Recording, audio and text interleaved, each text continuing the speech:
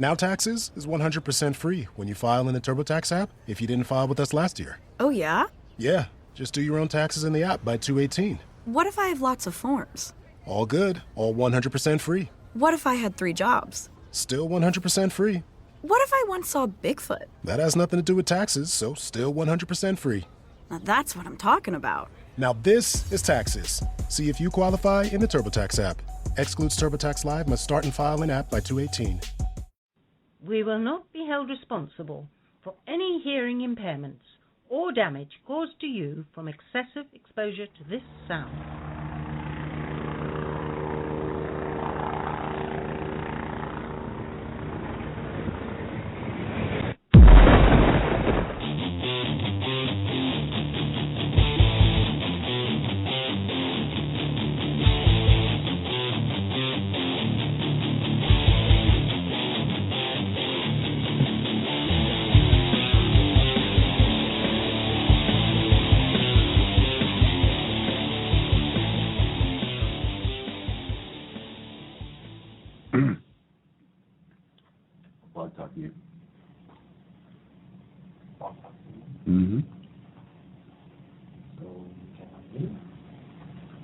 Hello?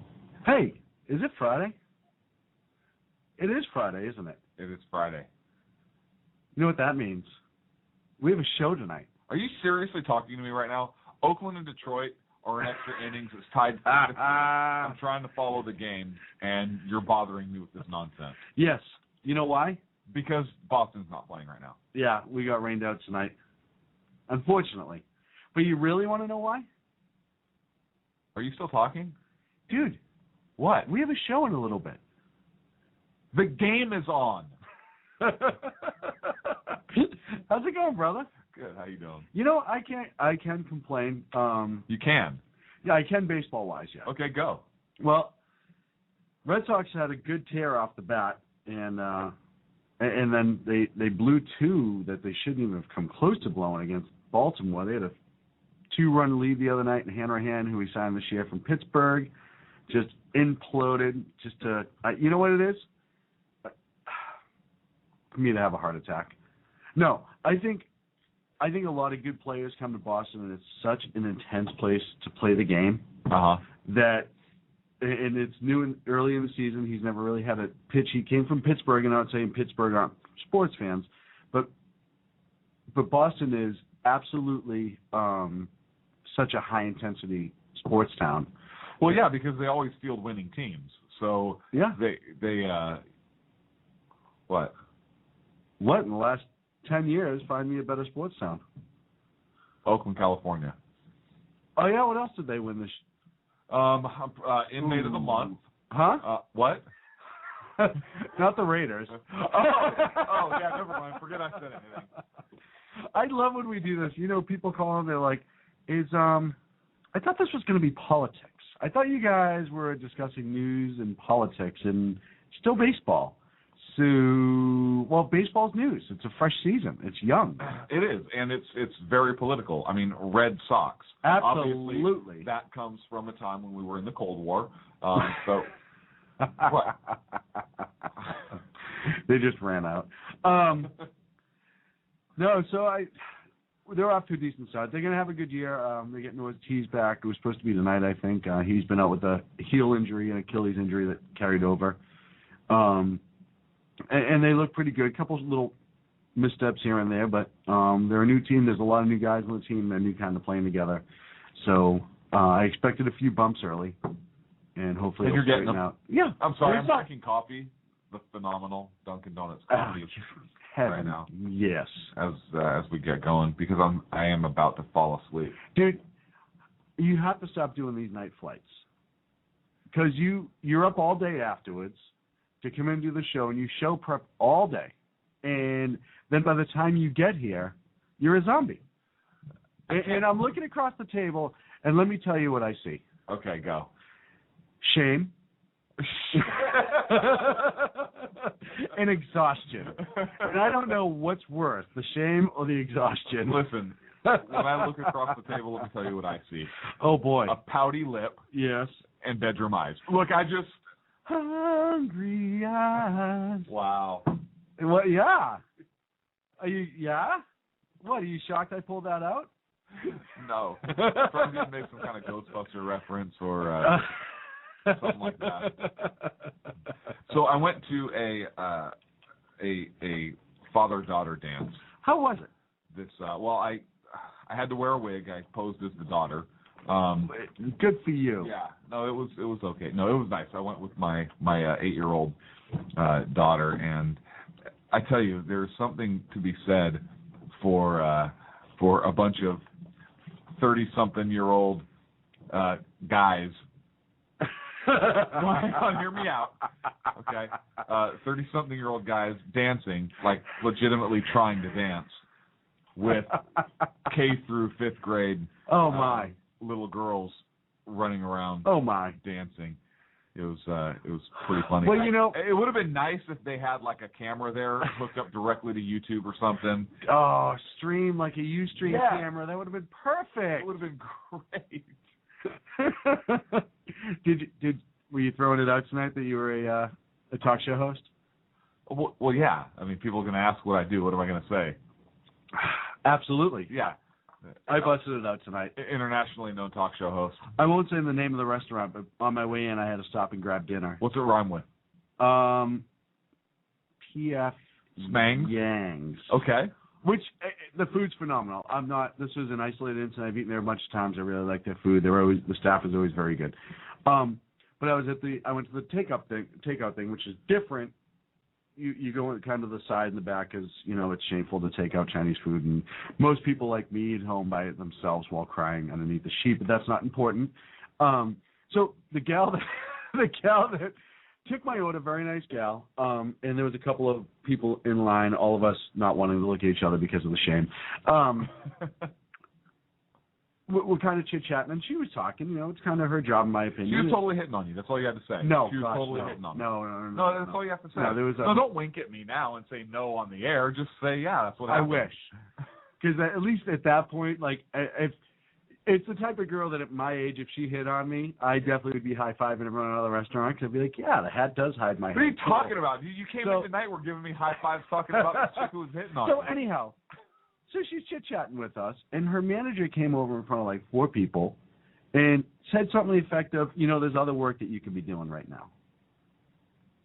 And I looked at her, and I said, that's funny because she took all of our orders, and now she's keeping us updated. She's the takeout. This is her job, is to take out. And the manager kind of looked at me, and I looked at her, I said, here. And she said something like, oh, I'm probably going to be in trouble later. I said, here's my business card. It's a Sackheads Radio business card. Of course it is. I am a talk show host, and if she writes you up and gives you a hard time for something you didn't deserve because she was working the whole time she was there. She was answering the phone. She didn't stop working. Right, except to flirt with you. Except to flirt with all of us. Right. By all of us, I mean me. And the manager was standing right off to my right. I said, I'll go on the air and talk about the treatment that you receive from your manager, and is this the type of workplace in public that P.F. Chang wants their managers, that's how they want them to run it. She pulled her to the side and said, hey, you need to do X, Y, and Z when you're done with your orders. I understand that. Right. But it was so rude and unprofessional. Publicly humiliating her in front of other customers. I thought so. And so I threw it out there tonight. What was the name of the manager? I didn't get it, to be honest. Okay, which location? Doesn't matter. Well, hang on a second here. What? You made a commitment, correct? Right. Oh, if she called. If she called. Okay. If she called. So all right. That was my use for that. Sean's expose. On PF rhymes with Yangs. But I've been to this particular restaurant a bunch of times. I've never had an issue. I just felt that particular instance was a little unprofessional. So neither here nor there. It was more here. Hey, we're going. You know how we are just absolutely over the top with political correct crud in We're this not. country. Not you and I. Oh, this country in well, general. You pointed at me when you said that. I meant collective us, not necessarily. Whoa. We do not radio. believe in the collective here. I do. If you say we're all Americans, the ones of us that are. The ones of us that are. Not Then I will. not criminal absolutely. aliens. Anyhow. Yeah. So they're coming out with new Barbies. Who's they? Mattel. Okay. And every couple of years they come out with a new line or they're a company. That's what they do.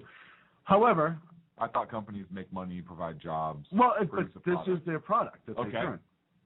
So I just saw a flash on Yahoo, and typical mainstream media have to put. Barbie Dolls of the World is coming out. Racist or realistic? Let me see. So, hang on a second. Let's think about this. There are other people in the world other than blonde white chicks, right? The last time I checked. Okay. And Barbie is a blonde, white female. So, yeah, I don't see how it's racist. Am I missing something? So I mean, okay, now hang on a sec. Now, if we're gonna get hate emails. Oh yeah. If it's a Barbie that is of African descent and you pull a cord and it goes wrong. That would be wrong. Absolutely. That would be wrong. Absolutely. If what? After I get into it, I'm going to save this comment, but keep going. I'm going to comment in the chat room that almost, it's just so typical. Go ahead. Okay. If it was like I don't even want to go on. Look, if they made it racist, then it would be racist. The first, but I don't see how having Barbies of various nationalities or any doll of various nationalities could be racist. Well, and let me tell you why. Because somebody was unhappy with how they portray the different nationalities. Now, as I scroll through, they have 11 pictures on their slideshow, and it's on Yahoo.com. They went with the traditional dress or look of each country. Okay. Which, you know, what they do for America? Well, because Barbie's American, they don't have a specific American Because Barbie. they hate America. See, I'm going to go the opposite direction. Now, wait, stop. So the first one, which is the one that everyone's upset about, is Mexican Barbie. Okay. She's in a very traditional Mexican outfit. Her hair's up in a bow. But you know why everyone's upset? Why? Because she has a chihuahua. She comes with a chihuahua. Now. What? Exactly. 90% of these all come with their little signature pets. Australian Barbie has a koala, stuff like that. So it's not like this was the only one. And listen, hang on a second. It could have been a lot more. Hang on. So if the Mattel would have made Mexican Barbie, yes, and had like a huge jug of water and dirty clothes, right, and like a backpack. Some really other awful stereotype. Right. Some other seriously nasty stereotype. Right. That would be wrong. Right. A chihuahua? Seriously? Who's upset at this? I can tell you there are people. I'll read you some of the quotes that they posted from Twitter and whatnot. Someone named Jennifer Morales. Maybe Mexico Barbie should come with a taco instead of a chihuahua. You know, just to be really clear. Okay. How did we get to be so? I don't know. What other Barbies are there? I have to know now. And apparently they all come with a passport at some point, but somebody had to specify. Racist because people of don't course have Mexican passports. Barbie comes with a passport. She wouldn't want to be deported. These dolls they're not designed to be in America. Yeah, Americans, kids are probably going to buy them, but they're designed to celebrate other nationalities and cultures from around the world. So would she be deported if a girl in Mexico bought her? Like, I just don't understand. And to show travel, right? Yes. People do travel here from other countries, so they are not the first. They are not the first action figure, doll, whatever, to come with its own passport. I think Pound Puppies had them back in the 80s. I'm pretty sure Cabbage Patch Kids had the adoption certificate. Yeah, something. Right? Look, I don't know. I think it's absolutely asinine because if anything, this teaches our kids, hey, other cultures do exist. They do come here from our country, and hey, you know what? Part of coming here and traveling and so forth, they have a different culture. Passport. Yeah, they have a different passport. What other cultures are there? Now? And they go into it. If you look through the Yahoo political correctness. This is awful. I was so aggravated by this. And they have some older pictures of the Mexico Barbie, and they are both very dressed very much in a traditional manner, but not at all racist or at all, in my opinion. They also have Australian Barbie, who comes. She looks like Crocodile Dundee with a shirt, like shorts rather. She comes with a koala. Why does Mattel hate Australian people? I don't know. I can't figure it out. And for me, It's awful because I like the Aussies. Does Barbie come with a passport? I believe these do, not the regular Barbie. Regular Barbie does not. Not that I know of. I haven't Why? bought them in a Because few she's years. so- I mean, Because she's so anti-travel? I Other guess she countries? doesn't like other countries. She doesn't so like she's other never going to countries? leave this country. Right, and they're not making an American Barbie, so clearly Mattel does not like Americans because they're not making an American Barbie in traditional American garb, right? Like something from Revolutionary Era, nor are they giving even regular Barbie a passport because they don't want her to travel to other countries and learn about other cultures. So clearly, Mattel is racist. Absolutely. I'm agreeing. Mattel is racist, but not for the reasons that they're putting forth. What do you think? Absolutely. And the fact that this was on Yahoo's main page. It wasn't like I had to go digging for It's this. Yahoo. But it's just asinine. Why do This you is think an it's issue. called Yahoo? When I'm looking through these and I'm like, hey, you know what? They did a good job for the kids, different kids around What the other world, Barbies the are there? collectors. China Barbie, she comes with a panda, a baby panda. She's dressed in a traditional Chinese outfit. So she doesn't There's- have a T-shirt of Chairman Mao or anything? Not at all. Argentina Barbie, Chile Barbie. Argentina Barbie comes with a cat. I don't know how that is. Holland Barbie, it comes with a small rabbit, and she's dressed in a tradition. She's got the wooden claws. Yeah, why do they hate? Irish Barbie comes with a bottle of whiskey. Now, I thought that was too No, far. actually it's not. No, It's growing up in It's an Irish Irish. heritage, yeah, Very no, nice. it's very much right on. The weirdest thing that I just don't understand, what? Because you would buy that one. I would totally buy that one. I'll look in the studio, see if we can come up with it. They have an India Barbie and a Hawaii Barbie. Now, I thought it was weird they had a Hawaii Barbie, seeing how that's part of this country, but maybe that's the American representation You know around why? the world with You know Barbie, why, which is probably? fine. Listen, look, we've talked. My family is Hawaii. from Hawaii, so you have the Hawaiian Barbie because really it's a Polynesian culture. Oh, Right? absolutely. That's part of- but you also have Native Americans, the American Indians, who are Absolutely. part of this culture and so forth that you could do also. I could kind of see Hawaii. It's steeped. It's You know, steeped in culture. steeped in culture. Absolutely, in culture. and it's a great culture. No, it is. Absolutely. I mean, they hate white people and want to totally get away from the United States and kick the white man out. But that's other than that. But they have really good food. They're beautiful people. But she I comes love with a it. little turtle. They have Indian Hawaii comes with a little monkey. Now they have French. Indian Hawaii. Sorry, Indian Barbie. They have French Barbie, and here's what I thought was weird: What do they come with? A why white would flag? she have a white flag? Yeah. You know, you would think that she would have something a little bit more traditional, say a beret. And, Or you know what? Or an American flag, since we always have to save their rear. right, absolutely. How about a flag that just says "Thank you, America"? Either way, That would be good. so that is we've gone so far out of control once again. Okay, tell me what that comment was now. Rooster wanted to know if Colombian Barbie came with a secreted balloon.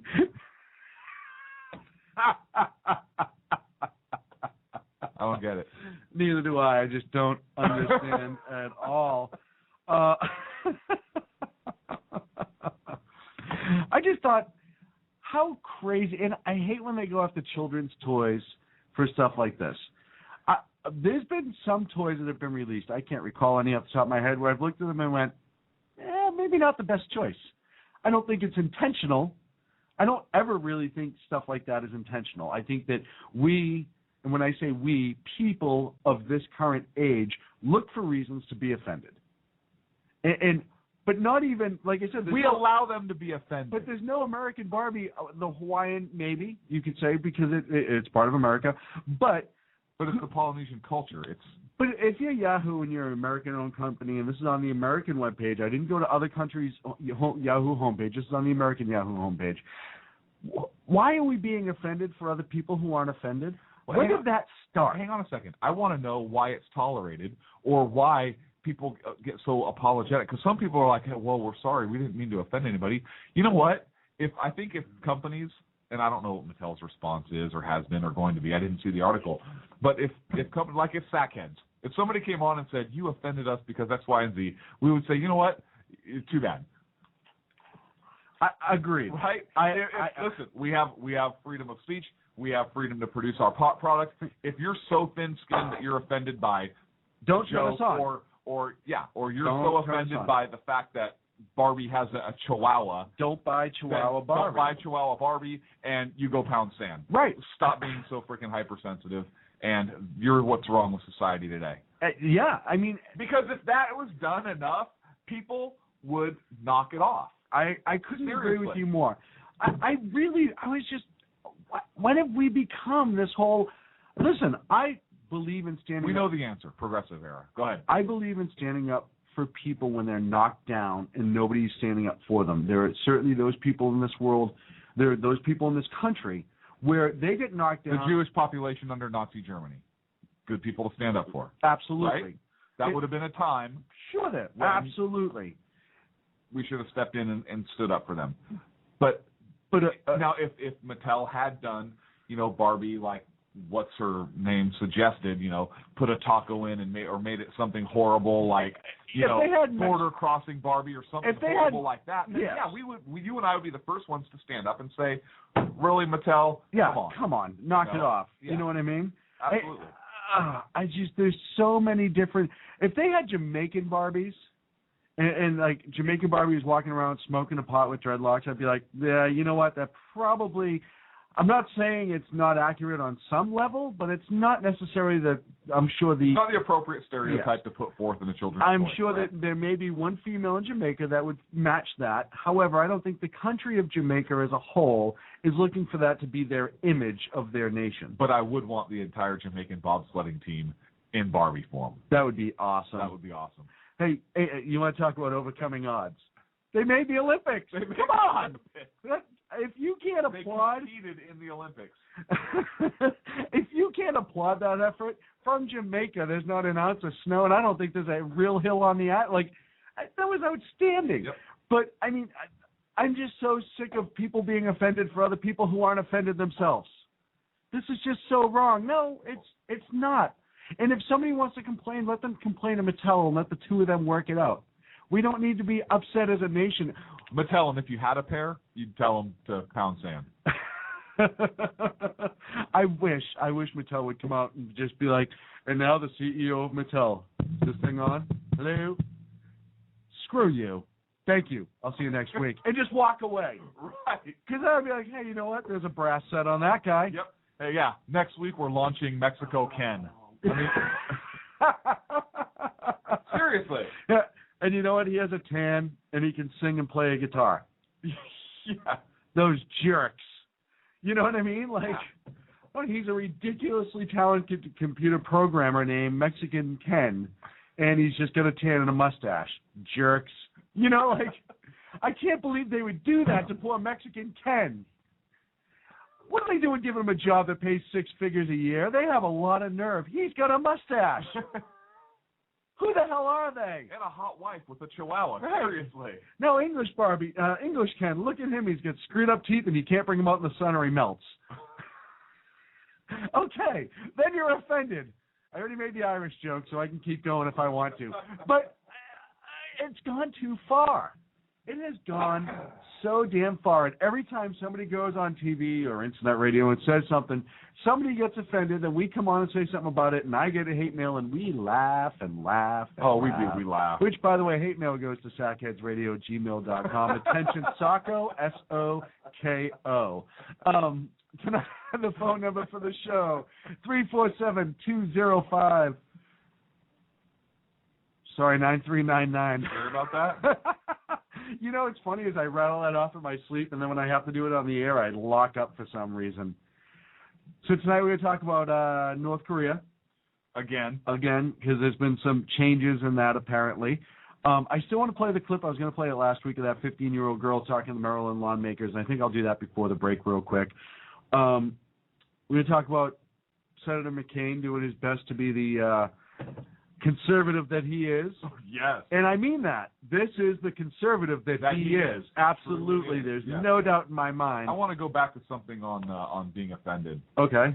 And how much have you heard about? You heard about that New York school district? Some teacher assigned the students a paper where they had to prove or write and argue from the standpoint that Jews were evil. No. And they had to base it on Nazi propaganda, and then basically convince their teacher of their loyalty to the Third Reich.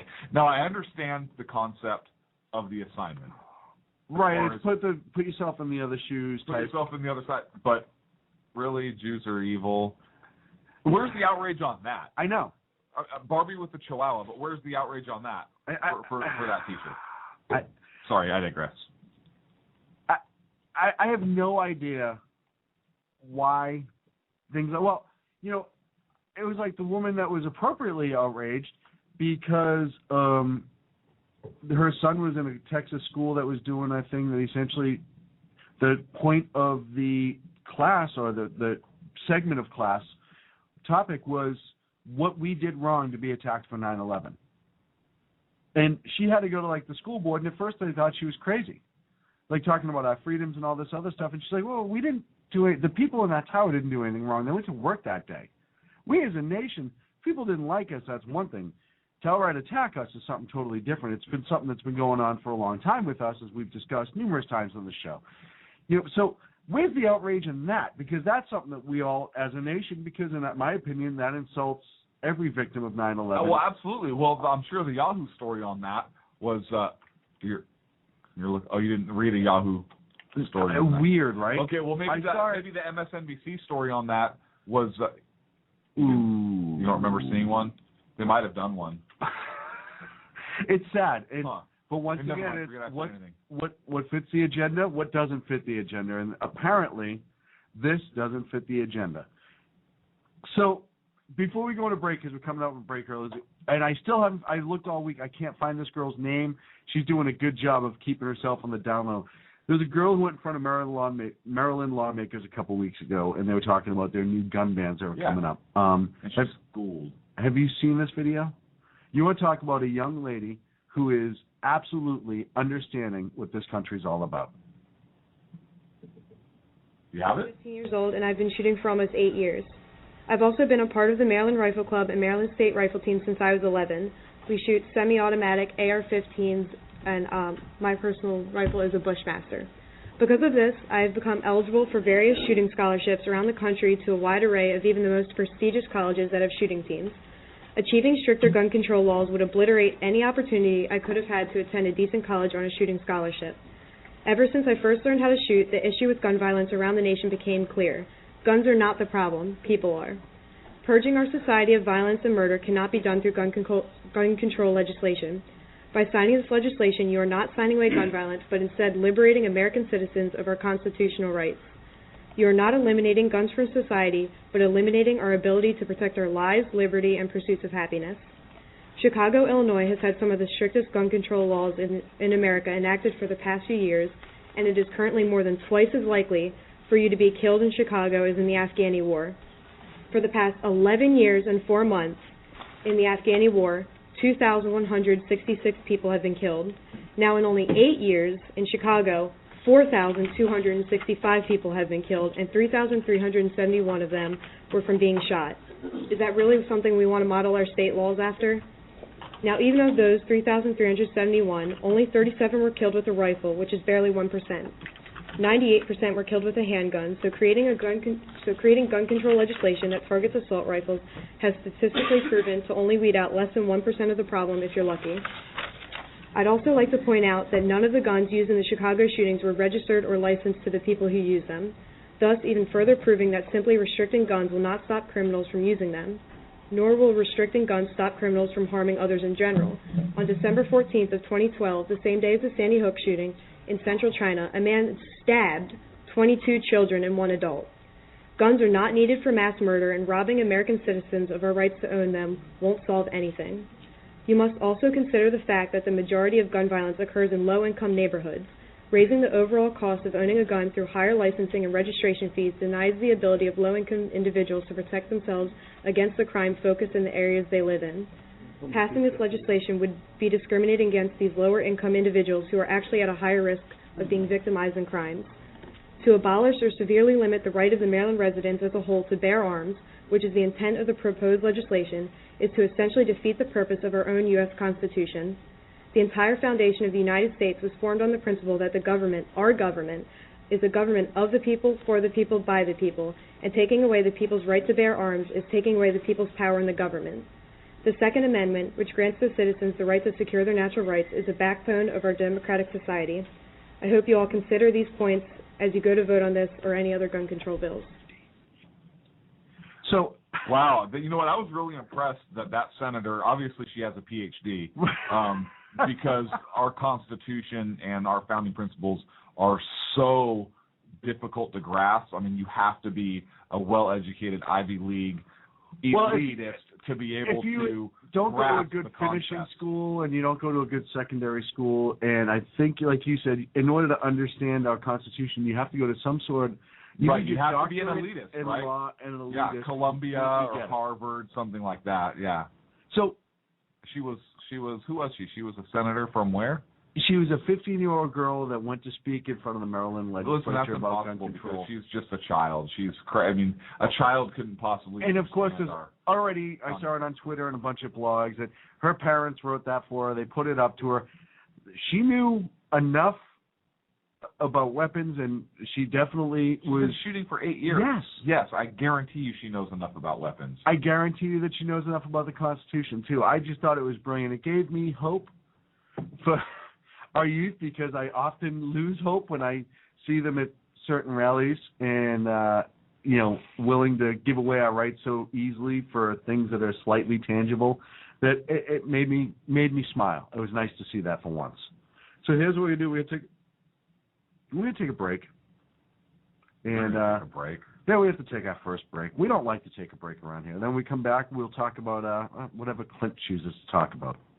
It's Clint's choice tonight. Here on Sackheads Radio. We'll see you on the other side.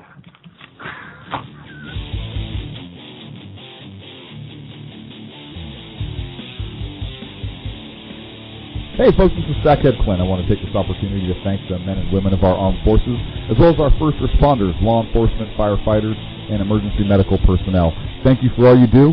Thank you for making this country and our communities a better and safer place. God bless. Hello, I'm Ashley, a student at Hillsdale College. Here is Dr. Larry Arnn on why the Constitution limits government. James Madison writes in Federalist 51 that men are not angels. Their passions and self-interest often get the better of their reason and sense of justice. So we need government in order to protect our rights against those who would take them away.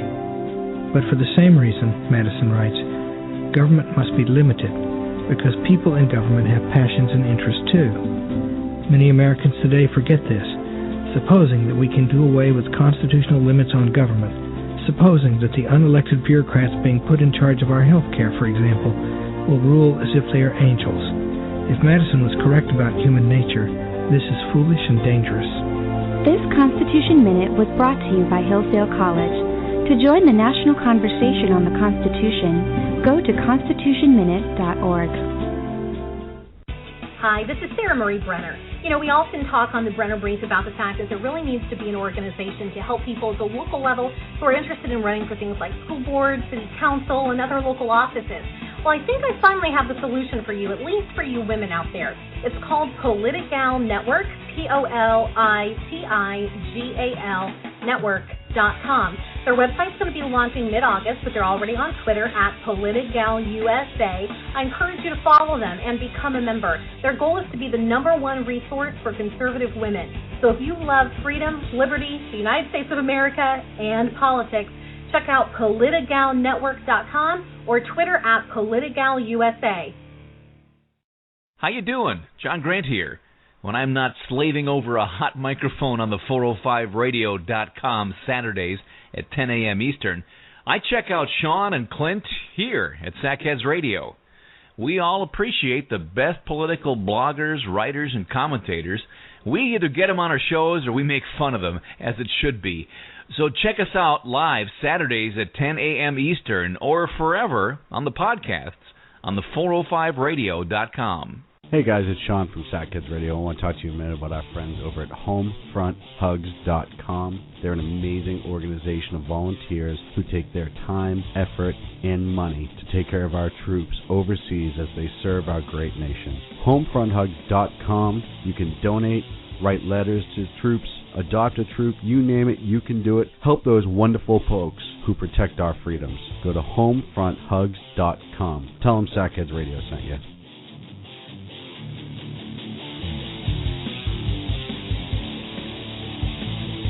Now back to Clint and Sean on Sackheads Radio, radiating elegancy and quality. And if you want to join the show, the phone number is 347-205-9399. SackheadsRadio.com is our website. Just a reminder, we are sponsoring on the 19th of April. The Sackheads Radio Show is sponsoring a road rally. It's called the No Liberty, No Peace Ride here in the West Coast. And for more information, go to SackheadsRadio.com or Sons of Liberty on Facebook in California, and you have all the information right there. What did you choose? I want to stay a little bit on topic of the, since you brought up the whole gun thing. Okay. And one of the things you said was talking about the giving up some of our rights. Yes. Correct? There was a teacher, I believe out of Florida, who was giving his fourth graders an assignment to basically give up some of their constitutional rights in order to be safer or more secure. And it was a civics lesson. And the Florida dad found a note in his son's backpack, and the teacher had instructed the students to write letters basically to state that they were willing to give up their constitutional rights. And according to WOKV.com, Aaron Harvey told that particular network that his 10-year-old son was told to write a note reading, quote, "I am willing to give up some of my constitutional rights in order to be safer and more secure." So I found the story on FoxNews.com, and I'm curious. I'm not curious. I'm angry. It's another. It's another example of where our school system is failing, in that these teachers are allowed to. They're not teaching kids how to think. They're indoctrinating and putting words in their mouth, telling them what to think, or at least what to parrot. And if kids get that enough throughout their educational careers, they become convinced. They're going to start to believe it. They're going to become convinced. And we have our next generation of leaders are not going to know how to critically think. Absolutely. They are not going to know how to look at facts or read a particular passage or a law or document, the Constitution, whatever it is, and apply logic and to be able to critically think and research what it means. All they're going to do is regurgitate whatever it is they have been fed to them. And I believe it's by design. Look, it's no secret that I believe the progressives have specifically targeted schools in the education system in order to indoctrinate the kids and raise a generation of progressives so that they can change the country and move us away from the constitutional republic that we are. But what's even more sad than that is if you have people who are unable to critically think, then you have a people who are easily enslaved. Yes. Correct? Yes. They're easy to control. They're easy to manipulate because they will accept whatever is told to them, whatever propaganda is fed to them, and not question or not critically think about the policies and the end results. Therefore, you have a people who are basically ignorant, correct? Yeah. Not that they're stupid. They're just ignorant. They're ignorant, and they're unable to recognize the kind of the glass covering, basically, if you will. You can't see what it is that's pressing down on you, that's oppressing you, and you don't know it's there. It's clear. It's glass. It's just hovering over you, and you don't realize it because you don't have the ability to identify it, right? To think through something, and that scares me. And rightfully so. It's even more sad because in one of our organic documents, we've talked about this before in the Northwest Ordinance, where it talks about religion and morality and so forth being necessary to keep. And again, I'm paraphrasing here. I'm not quoting directly. That are necessary to keep our freedoms, to keep our country going, to maintain our liberty as a people. That education shall forever be encouraged. Education tied with religion and morality in that document. And the founders understood the importance of education, but they understood it from a standpoint of, if we educate our youth, if we educate our people, they will be staunch defenders of our liberty. They will be staunch defenders of our freedoms, because they will have the ability to critically think and to be able to recognize when tyranny starts to set in. And not only that, but they will be a virtuous people. The hope was publicly and privately, I believe, to be able to continue on down basically the road of morality, and to be a good people, a just people who would be deserving of that freedom. If you want to call it through grace or whatever you believe, God. I'm not trying to push religion on anybody here specifically, but look, we were a country founded on those Judeo-Christian principles, and if you don't believe that, all you have to do is actually read the founders' writings in their own words, not what the history book tells you or leaves out. Or adjusts it to be what they want. Exactly. It's very clear that they were a religious people, especially George Washington and some of the other folks. But so the fact that it's now been twisted and perverted, and this is one example. We kind of come up with examples of indoctrination in schools and this kind of trash in schools a lot. But it's an example of how that's been twisted, how the progressive movement, how the left has identified schools as a primary battleground, and how it's now become perverted from education being a good positive, or a positive thing, to where we want people to know how to critically think for themselves, because that's what a free people does. That's what we do as a free people. It's one of the most basic freedoms. Right? We have our freedom of thought. I mean, we know we have the freedom of speech, and we know we have the freedom to defend ourselves and our countries and against tyranny through the right to bear arms. And we know we have life, liberty, the rights to life, liberty, and the pursuit of happiness. But our rights to our own free thoughts is something that the founders didn't even believe they needed to put down. It was that fundamental. It was that basic when you're talking about the background of the Enlightenment that our founders had. So to be able to turn that positive enlightenment, to be able to be self-aware as a people so that we can continue to govern ourselves in a good moral way to maintain our liberties and freedom, to have that be perverted into, well, now we're just going to tell people what to think, we're going to assign them projects where they have to form this opinion, the opinion we want them to form, and you do that throughout their educational career, they're going to form those opinions, and you've completely torn down that structure of self-reliance and of critical thought, and you have basically completely enslaved a generation into whatever point of view or ideal that. Well, let me kind of. This is an extreme situation, but I was reading today. Aren't you? No, I was staying right on topic. I was thinking about it when they use the words like democracy. They use that all the time. All the time. We're not a democracy. But they try to make it, because you know what? They say the word democracy, and then they assign the meaning they want the people to understand it to be. And then they try to move that into what we are as a nation, which is not true. But it's easier, and they hope if they say it enough, people will never look up the word republic and understand it. They won't look into representative government. They won't do any of that stuff.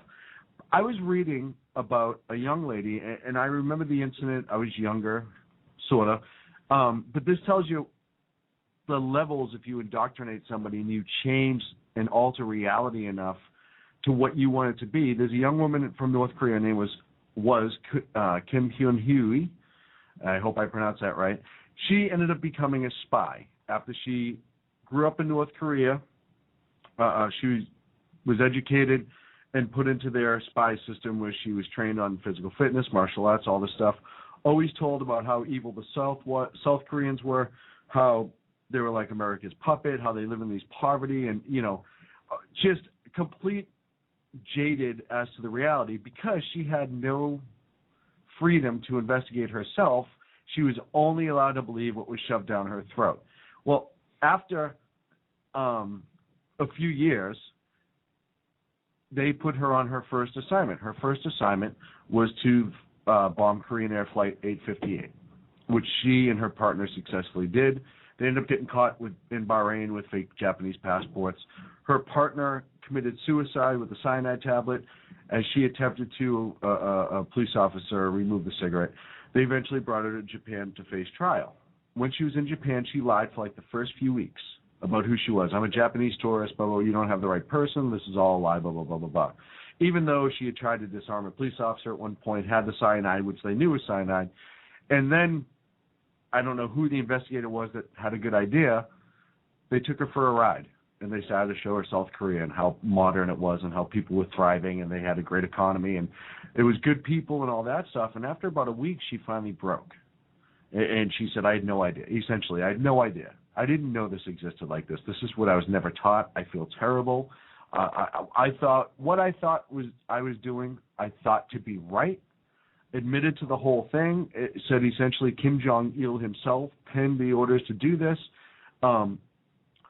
But she went on in her biography to explain just how jaded she was in her whole early life. Everything she was raised to believe was how awful South Korea was and how they were an American puppet and they were going to try to take over and they needed to be brought back to the North and reunited. She was told that if she bombed and killed these 115 innocent people, that would reunite the North and the South and they would be one country again and prosper together. And then when she finally got out and she got South and she got caught and they started showing her everything, I have no idea. I didn't even know this existed because I was never allowed to know it was existed. And I was reading that today, and so when you brought that up, I relate. It's an extreme situation. They have zero technology. They don't have the freedom of the internet like the kids have now. All this progressive indoctrination, it's out there. You can find the truth and the reality behind it, not what the left likes to shove down our throat, but it's out there, but it's also partially laziness. And that's exactly why I don't read a history book. Or, now I may read some history books, but, I read the original source materials. If I want to know about the American Revolution, I read that. If I want to know about the founding, I read, Madison's Journal on the Constitutional Convention, which, by the way, I have on my phone. You've seen it. Yes, I have seen it.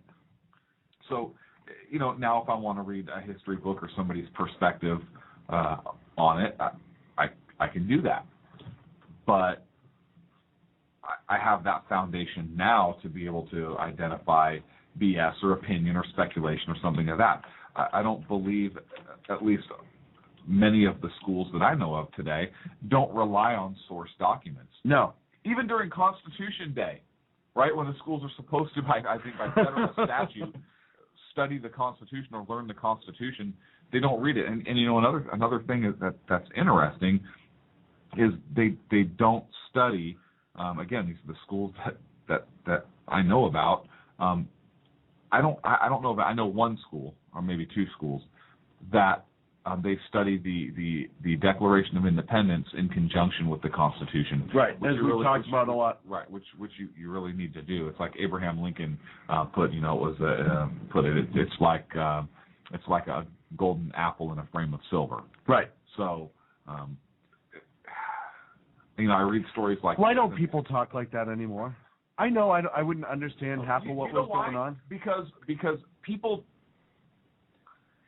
in my opinion, Americans, we know we have freedom, but we don't appreciate what that freedom means. I don't believe. As a people, as a whole, I'm not saying everybody, I'm not saying me or you, but I don't believe that a lot of most Americans really appreciate what it is we have here. And I don't know that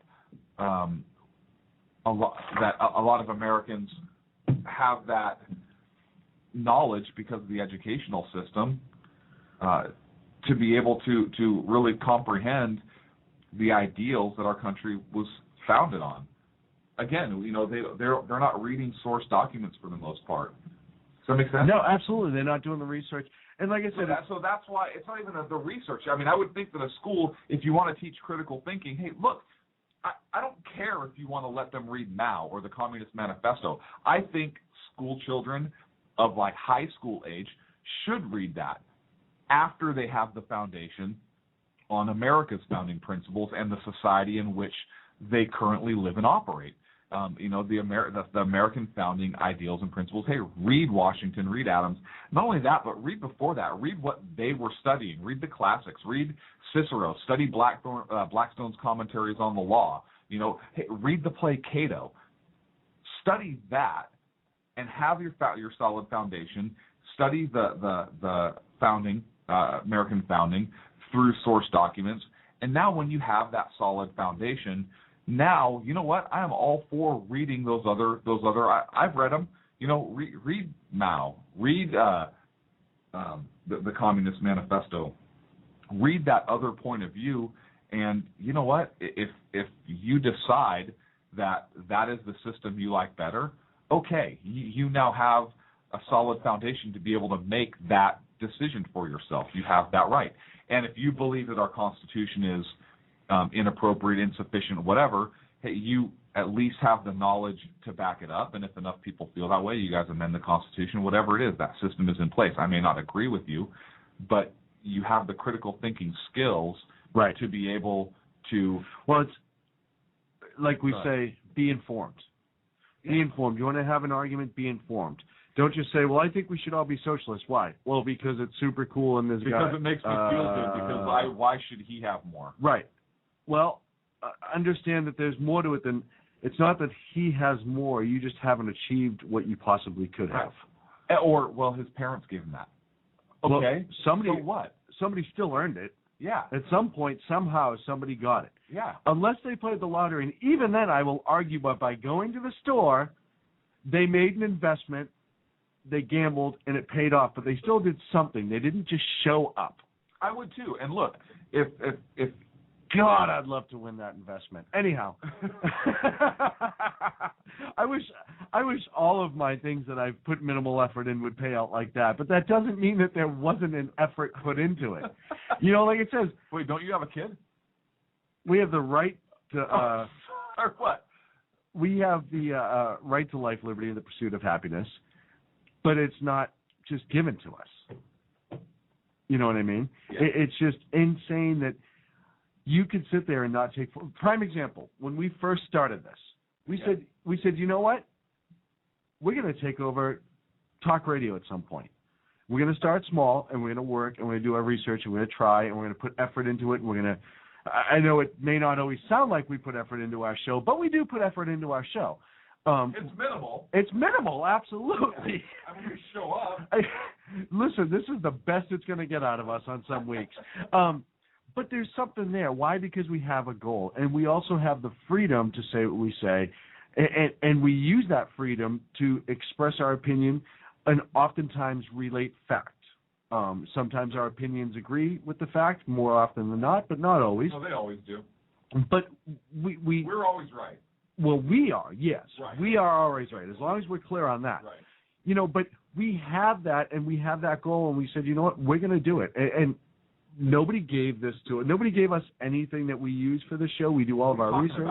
Hey, we didn't build this. We did not build this. And that's the problem, is we didn't build this. Somebody else did this. And, Mr. President, what? Nope. You don't like what we said about that? Hold on. You got a business. That you didn't build that.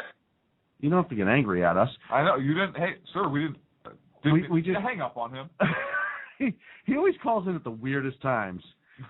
So people need to get out there, and they need to do their research, and we argue about this all the time, and I know we go back to it, but it's such a big deal. And every single time I hear, freedom of speech because somebody's walking down the street and they're screaming at the top of their lungs and somebody says something to them. It's my freedom of speech to say that.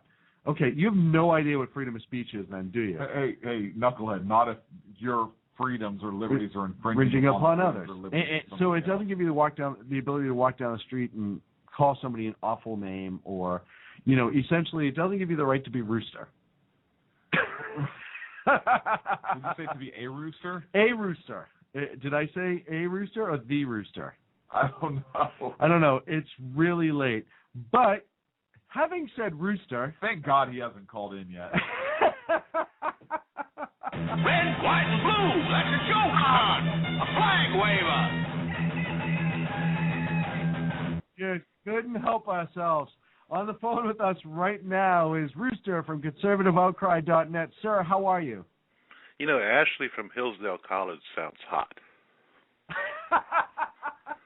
I can picture her now in a little nightie with blonde hair, big bosom. Oh, you cannot. Sexily alluring me with her voice to read the founding documents. You know what? You're right. She's absolutely got a hot, beautiful mind. Now move it's like on. the DirecTV genie.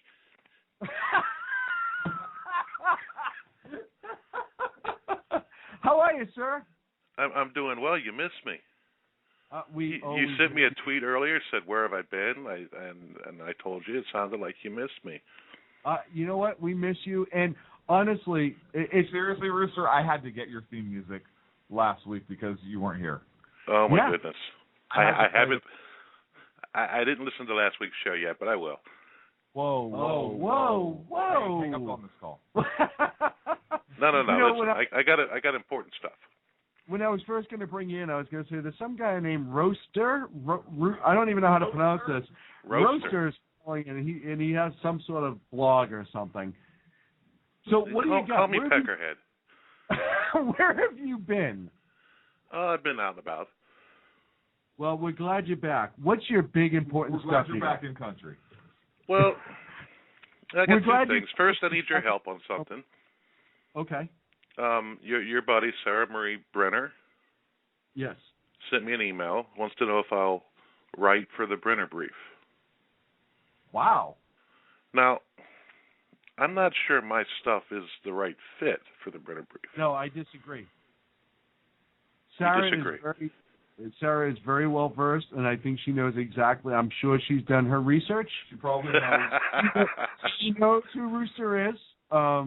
And I think that would be outstanding. I think you'd fit well at the Brenner Brief, actually. She's got a lot of pretty sharp people on there, and I think she's one of those people that she looks at our freedoms from, much like you have some differences than we do, but we're all in the same general direction. She's kind of like that. She likes different opinions on things, and she could be edgy, maybe not with the language, the colorful language you use, but she could be edgy in her views. So I think that would be wonderful. I'm not sure I can write without the language. You know what? You're a smart man. You can figure it out. Actually, I'm working on something that's really close to what Clint was just saying. Except it's he calls it a perversion of the education system. I'm calling it breeding little Democrats. But well, okay. And I'm actually tying it into Marie Antoinette. Some Democrats are actually okay. Marie Antoinette is I'm comparing her to Michelle Obama. She's the one that said, "Let them eat cake." Remember when the French peasants they so loved the monarchy back then, but they had no food. Cake is awesome. But they had no bread. Okay, who wants? But bread? Marie said, "Let them have cake," meaning just give them shit and make them happy. Yet they're going to stay poor. Right. Yeah. Oh, that's bad. Never mind. Yeah. Okay, good. We're caught up. Yeah. Yeah, okay, I'm with you now. I was thinking cake. Yeah, frosting and stuff. Are you kidding me? So, I'm working on it, but Clint had some great points when he talked about, I read Homer when I was in school. Yes. Now they watch Homer. All the younger listeners. Well, yeah, because it was a bestseller when you were out. It was like brand new, right? Like hot off the press. Yeah, it was. I was there. It was still in the top 10. He was your teacher, wasn't he? All right, fuck you both. All right, listen. Listen. I'm sorry, Rooster. Please go. All right, the girl from Maryland. You both know I'm from Maryland. Yes. Wasn't she a dear? Oh my goodness. But right after, you know what? Right after she spoke, the Maryland legislature voted to tax the rain. Have What? you heard that one? Yeah. I actually did. I read something. You know what? I'm not paying the goddamn tax until the federal government pays for their share, and I'm talking about the federal highway system.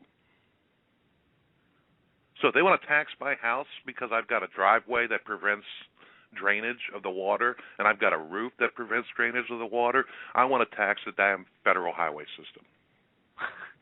You should tax them. Every time you drive down the street, take a picture of any puddle that you see or pothole, and send it to the state and the federal government with like a 5-cent bill attached to it. And talk about everything that's running off into the Chesapeake Bay. The hell with them. I'll tell you, isn't it amazing the new and interesting ways they can find to tax us? And by new, they're going to tax the air I breathe. Well, they already have, because I smoke a cigarette from, once in a while, and now it's going to cost me an extra $1 a pack. Yeah, well, and I just after I left Massachusetts, they passed this insane. It's like $8 a pack there, and everyone said, well, and I understand the ability to tax them. I understand how it all goes, but when you specifically target and it doesn't matter, in this case it's cigarettes, and they do it with gas, they do it with a lot of things that they don't like, they just tax. Wait a second. I just thought of something. What? Isn't Maryland known as the Free State? You mean the Democratic Workers' Republic of Maryland? No, isn't like the motto, isn't it the Free State or something like that?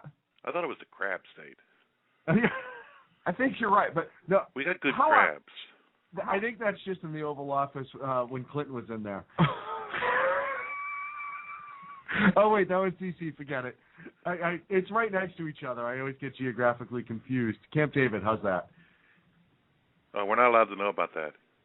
Oh, my bad. It's right up the road, but nobody knows where. There's no sign.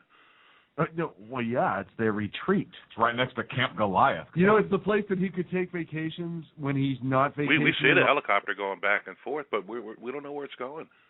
Do you wave? Big secret, huh? Yeah, I do. Hey, by the way, our chat log for the Sackheads radio show, the IRS can read it. Without a warrant. Warrant too. Hey, Rooster. I'm sending off various emails just to random people, and I'm talking about the IRS. I want to see if they come back and get me. Will you send us some? There's no expectation of privacy in email. What? It's mail, right? Yeah, well. And this is one of the things that the first thing I thought of, and maybe I'm crazy, but when they talked about Obamacare and how the IRS was pretty much going to run that. So now you have all that power that's been given to the IRS, right? Because they are pretty much going to be the people that control it. And now they come out and say that they can read texts, emails, and all this other stuff without warrants, and they're telling their agents they can do this. How much more power can one agency get?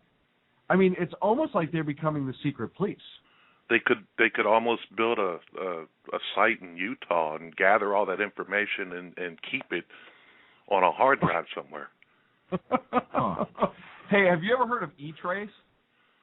Yeah. Huh. There's no National Gun Registry, though. Anyways, I digress. What? Anybody listening to the show, you might want to Google E-Trace. That's E-T-R-A-C-E. And just see what you see. It's no National Gun Registry, because that would be illegal. Right. Anyways, I digress. Now, I have a question about this whole rain tax, Rooster. Yeah. Was it a tax or was it just a fee? I mean, are you just really blowing this whole thing out of proportion? Well, you tell me. It's going to be based on a satellite picture of my dwelling and how much of a footprint my dwelling makes on the land. So if I've got a driveway that prevents natural runoff of the rain, so the ground to just then they're going to tax, or they're going to charge me for the amount of space that I take up. So so is that a fee or is that a tax? Hey, a fee would be $20 per house. A tax would be based on the square footage of my house. Do you pay property taxes also? Yeah, I pay them not only to the county, I pay them to the city, I pay them to the town, I pay them to the person next door, I pay them to the trash man, I pay them to the water people. Yeah. So that's reasonable. Yeah, you're not overtaxed. What are you talking about? Hey, Rooster, if you don't agree, are you allowed to send up your own satellite to take your own picture for evidence? So if you want to dispute their photo, say they blew it up or they measured it wrong, can you send up your own satellite to take pictures? At taxpayer expense, right? Because you do have a right if you can't afford, like, an attorney. So I think a satellite is close, right? It's an inanimate object incapable of thinking for itself. Wait, what? What? Yeah, but you don't. I don't think they're going to allow that, but because it's cost prohibitive. But maybe they'll give me a microwave that I can just blast from my house into the air and take the satellite down, because that only costs $1 per round. Yeah, you could be good there. How about this? I have a better idea. Find out what day they're going to take the picture and tell them that you want to show the amount of drainage. And right when they're supposed to take the picture, go out and take a leak in your driveway. No, I have a better idea. Get a huge tarp. No, I want to make sure they see me naked on top of my roof. And tent it in the middle so it's like a perfect pitch down that drains everything, and let them take a picture of that. How about this, Rooster? Camouflage it. Paint the edge of your house to look like your lawn. Paint your driveway to look like your lawn. But just like the edge, just make your house look like it's like 15 by 25 feet. And circle. Make it look like a circle. I forget what would drain better than there was circle. a Cheech and Chong movie way back in the day where they did that with the pool, and when the fence flew over, they climbed on and they act like they were swimming on top of the blue tarp. Do that, Rooster. Now you did it yourself. Hey, Rooster, we're up against a break. What do you got coming up? Are you? Is this coming out in the blog this week? Maybe. I'm still toying with it. The blog is going to start back probably next week when I have some more time on my hands. But I'll come up with something here and there. Maybe I'll talk to Sarah and see if she'll let me actually write something for it. And when she does, let us know. I'd love to read it. And the Brenner Brief's another great publication and show if you never get a chance to check her out. Rooster, I think you'll do excellent at it, sir. So I would go for it, my friend. Hey, did you hear Andrea this week? I did not. I was actually out of town, and that's on my to-do list. Oh, my goodness. You got to pick up the show, because I told her that her dog eats poop. Oh, gosh. Well, because all dogs eat poop. And I know, absolutely. That's why they give stuff to put in the dog's food to make poop taste bad, believe it or not. Yeah, I know they do. Our good friend, Andrea Kay, so much trouble about her dog. You really are, you know what? You're just a meanie. I'm not a meanie. She's got a dog that she treats like a person. Right? I love Andrea to death, but the dog can't talk. She told me the other day that she's trained her dog to poo in a litter box. I wish I could do that with Sacco. She treats the dog better than we treat Sacco, and that's a non-disputable fact right there. Hey, Rooster, we get a break, my friend. All right, well, have a good night. Wait a second, I have an update. Uh-oh. The Oakland Athletics won in extra innings. Okay, now we can take a break. Our good friend Rooster from conservativeoutcry.net. We missed you, sir. Make sure you come back with us a little bit more often. Rooster, take care, my man, and hey, I hope it doesn't rain. Did you get my message? I haven't had a chance to. We got in the studio late tonight. I was going to play it tonight. Why would you have a hotline if you don't want hotline material? Well, I did have hotline material. We just, I'm not arguing about this right now. We're up against a break. It's Blog Talk Radio. You have no break. You think you're the RB radio show or whatever? Hey, it doesn't mean we don't have sponsors, my friend. Who do you have? Oh, yeah, I'm one. Exactly. We'll be back in a minute with Sackheads Radio. Thanks, Rooster. Goodbye. Yeah. Oh, yeah.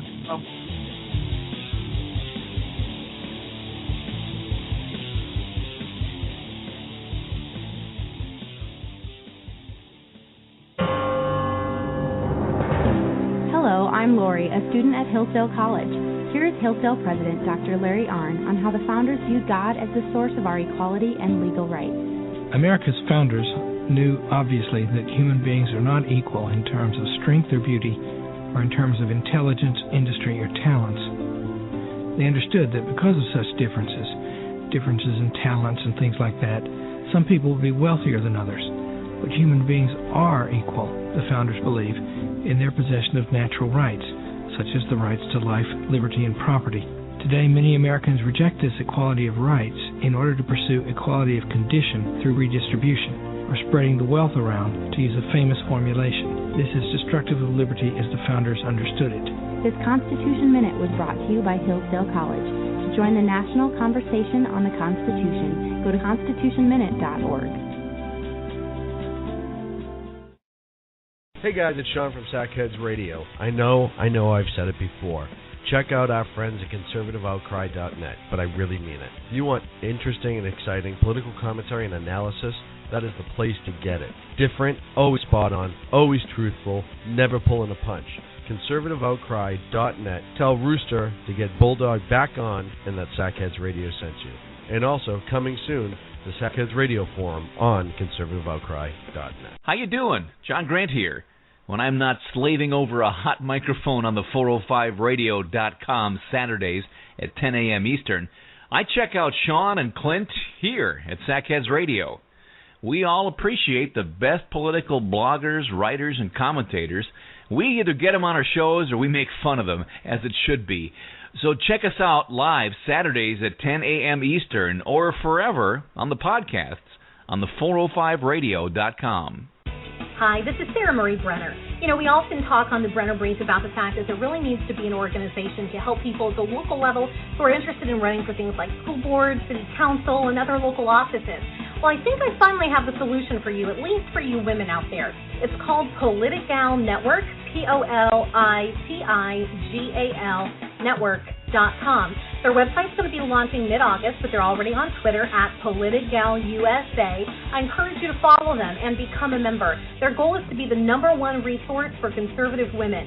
So if you love freedom, liberty, the United States of America, and politics, check out PolitigalNetwork.com or Twitter at PolitigalUSA.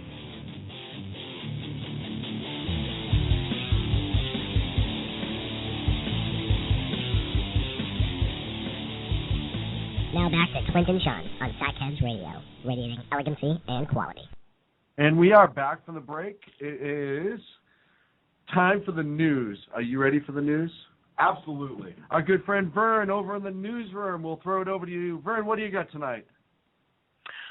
First things first, President Barack Obama is on all about the income of upper income, rather, of seniors as far as Medicare is concerned. Barack Obama's plan to raise Medicare premiums for the upper income seniors would create 5 new income brackets to squeeze more revenue for the government. For the top tier of retirees, the administration revealed on Friday.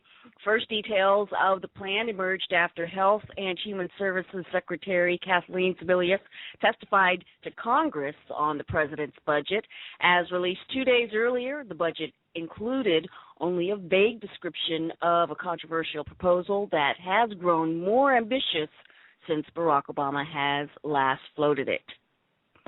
Well, he wants to raise taxes on the elderly. Okay, excellent. So he doesn't. He wants. So what you're telling us is he doesn't want the elderly to pay their bills. He'd rather have them homeless.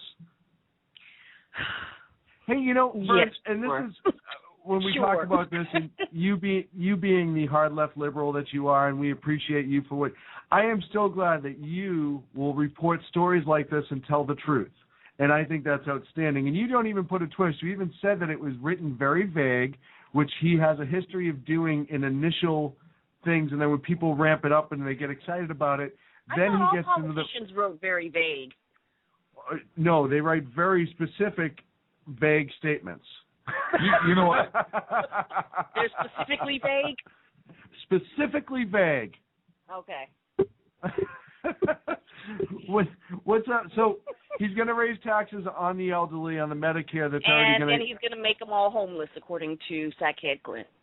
No, that was Sackhead Sean, by the way. Don't you go giving away my quotes. Oh, my bad. I'll tell you, don't make me come to that studio, because if I can get through that broom closet and past the water heater, you and I would have some nasty words. What's up next in the news, Vern? Well, we also have a situation in Phoenix. It looks as if somebody's not a huge fan of Sheriff Joe Arpaio. Looks like he has received what could have been a potentially deadly package. As Arizona authorities say that a package addressed to the sheriff was discovered in a northern Arizona mailbox. It would have exploded if it had been opened and would have led to some serious injuries or death. Maricopa County Sheriff Deputy Jerry Sheridan made the comment on Friday at a news conference in Phoenix. He said that the investigators are trying to locate one person who may have been involved in mailing the package addressed to his boss. So, can you tell me, what was in it again? Was it an envelope or a giant... According to the source, it was a package. Sorry. I got her to say it again. Sorry. I got that. Just a minute. See what happens when Rooster comes on the show? It immediately goes downhill. So somebody's out for Sheriff Joe. Well, I don't agree with everything that Sheriff Joe says, but he does take his crime very tough in his county. He brought back the chain gangs. He's the one that provides them the minimal allowances by law and doesn't treat his prisoners like they're in some sort of hotel. They're in pink jumpsuits, and you know what? Oh, that guy. Yes, he is absolutely doing the right thing. Sadly, it was only a matter of time before someone tried. I'm just glad they caught it. Can they describe the package so we can look at it, check it out, make sure it doesn't come into the Sackheads mailroom? No. Okay, can you find that out for us? Because I want to tell Sacco what he should look out for. No. Fine. What's your last story, Vern? I mean, you guys are as controversial as you may think you are. They're after us, Vern. Trust me. Getting some hate mail? Well, yeah. And do you get followed home by a helicopter? I do. I don't get to ride. I had a helicopter hovering over me at one time, and Well, then I was looking right at it, and all of a sudden it started flashing this beam of light right down because I guess I was staring at it too hard. Now, was that helicopter racist? Was it because you were black? Considering I was standing Black? in a public transit area at the time, there was a group of us, so that could have potentially been the reason for that. Now, when you say us, do you mean... Come on. What? People. People. What do you mean, you people? I don't know that I appreciate this reverse racism right now. I'm really uncomfortable. I call this the Slapshot News. I might have to change the name of this. What's the last story you got for us tonight, Vern? Well, tonight's encore. Actually, it is about Pope. And now that, what was that? Soap? I said the Pope, P-O-P-E. Oh, same thing. Okay.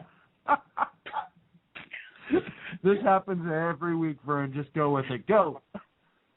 Pope Francis spent much of his first month as Pope charming ordinary Catholics with his ordinary yet extraordinary papal ways and making clear that he is very much the boss when it comes to decisions as small as the shoes he wears to where he rests his head at night. But in the coming months, it looks as if he will be facing some bigger decisions than that, decisions of a far greater importance as he responds to demands from cardinals in far-flung dioceses and Vatican officials at home for an overhaul of the Holy See, the Holy See bureaucracy and the whole dysfunctional family business that he has inherited 1 month ago, Saturday. So all of the stuff that is currently taking place within the church has now fallen upon him, and it is time for him to get to work. So he's got some serious poping to do. Pretty much. He's going to put on the Pope hat and really get to Pope work, huh? Exactly. It's time to crack down on Pope business. Now, as far as the shoes go, was it Nikes? Is he wearing Nikes? You know what? I'm not exactly if you're going to report on things like his shoes, you better know the brand. The details. Absolutely right. What point is it? What am I? I'm totally useless here. And all the time I'm about my pretty face. And no, I actually have to do. This is radio. Vern. There's no cameras. Vern, listen. You just take a typical Democratic approach. You kind of do just good enough. And you don't want to follow through. And you know what? That's fine. We love you just the same. You are absolutely a wonderful person. And you just want to get by doing the bare minimum, and some of us strive for excellence. And that's okay. Yeah, and he's gonna punch you. Lock the door to the studio, quick. Lock the door to the studio. Vern, I joke because we love you. Thank you so much for the news this week. Sackhead Vern, we'll talk to you next week. Make sure you know what size shoes the Pope has. Good night. Good night, Vern. Why does she keep coming to work? If I had to deal with us, are you kidding me? Vern loves it. Always a good time. You know why she loves us? Why? She loves us because she thinks she's liberal, but she's not. I know, and and that's what's awesome. Off the air, when we have our discussions, we get her to side with us more often than not. We do, and it's showing. Like I said, she's You know why? Because she's very intelligent, and when she doesn't agree with us, she's able to articulate her reasons. She's a critical thinker. Yeah, she's a critical thinker. Yeah, absolutely. She's a critical thinker. Educated, smart, intelligent, has her opinions, but is able to have a good argument and make her points. Oh, what's kind of like Bob Beckel, but a lot more attractive. Oh no, I think Beckel's a knucklehead. I don't. I like Beckel. I mean, he's very party line. Yeah. But you know what? I like him. I really liked him when he went off on the whole great race. Absolutely. Race thing. Absolutely. I'm not saying he has bad opinions. I just think he's a knucklehead sometimes. I think when he has no argument, he just goes to the party lines and stands there and just yells poo-poo. He does. And that drives me crazy. But a lot of times he's able to articulate some of the things he believes. Yeah, well, which I'm okay with. It's not like Combs, Alan Combs. Oh, God, that guy, I have a difficult time listening to him because he's not reasonable. He could absolutely be on the network with Pierce and Chris Matthews. Combs could definitely be on that network with them. Oh, absolutely. I think that'd be a good idea. No, and because Michael Moore's there, and we already have the. Well, yeah, but we already know about Michael Moore. We already know that he's a douchebag. So that doesn't change. Have you told him this week? No, I actually got to get to it right now. Send that out right now. Why the hell you got to put me on the spot like that? Michael Moore's a douchebag. Thank you. That was our good friend Sackhead Woody, who is serving our country as we speak. And just like every week, we appreciate all the service folks and veterans that have served our great nation. And we probably could say that every 5 minutes, and it would be true, just as true every single time. What are we going to come back to after the break? We'll come back to North Korea. We need to get to it. And no. I'm just kidding. We'll come back to North Korea. You always say no to me, and you get away with it, so go to hell. We'll be back in a minute with Sackheads Radio. For 20 minutes.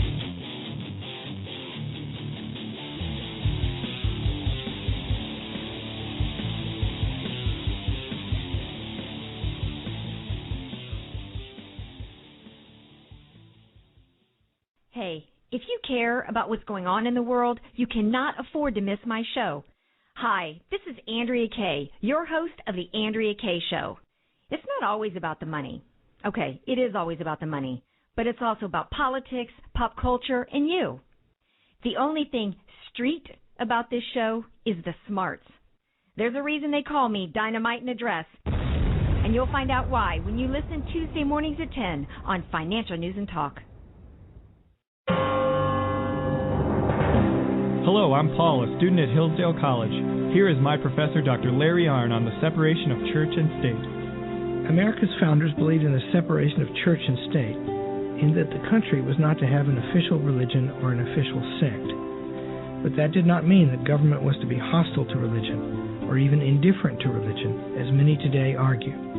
In fact, America's founding document, the Declaration of Independence, includes both a reference to God as the author of the laws of nature and a confident assertion that human beings are endowed by their Creator with certain inalienable rights.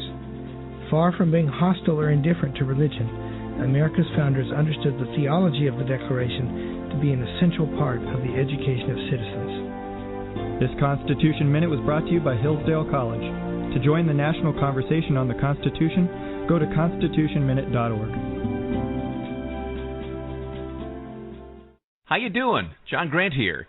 When I'm not slaving over a hot microphone on the 405radio.com Saturdays at 10 a.m. Eastern, I check out Sean and Clint here at Sackheads Radio. We all appreciate the best political bloggers, writers, and commentators. We either get them on our shows or we make fun of them, as it should be. So check us out live Saturdays at 10 a.m. Eastern or forever on the podcasts on the 405radio.com. 3, 2, 1. Hey, this is Sackhead Clint. I want to take this opportunity to thank all the wingnut leaders throughout the world to give our men and women of the armed forces a job, as well as all the anarchists, terrorists, and Occupy folks that give our men and women in uniform on the home front, firefighters, law enforcement personnel, and first responders, job security here in the States as well. So thank all you wingnuts out there. This is Sackhead Clint saying have a good day.